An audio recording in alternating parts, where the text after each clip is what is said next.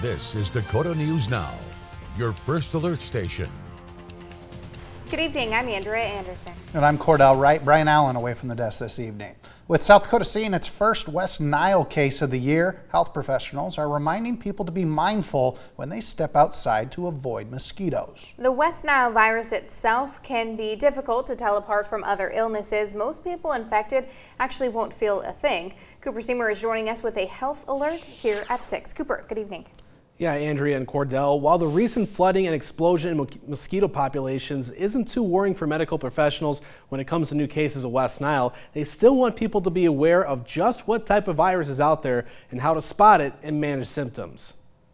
South Dakota's first recorded case of West Nile joins at least 15 other cases in 11 states nationally, according to data from the CDC. It can be hard to know what's West Nile, too, compared to other viruses. Dr. Mark Liss, a family practice physician with Avera Health, says the most common symptoms like headaches, body aches, or fatigue can feel very similar to influenza or the common cold.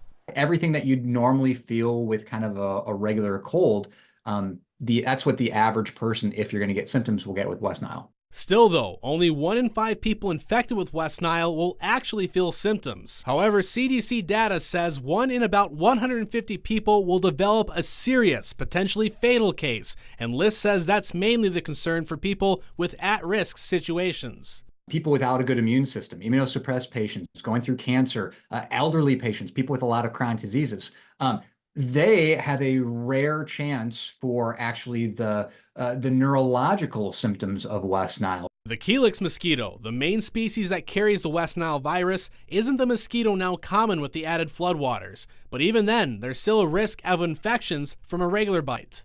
Occasionally, if you itch it too much, you can actually get a staph or strep infection, so a cellulitis from scratching at the bite too much. Liss says there's no treatment for West Nile, but you can manage your symptoms just like influenza or the cold. For the average symptoms of, headache, body aches, joint aches, fatigue, rest, fluids, ibuprofen or Tylenol, as long as you don't have, as long as you're okay taking those on a routine basis, and you should be just fine.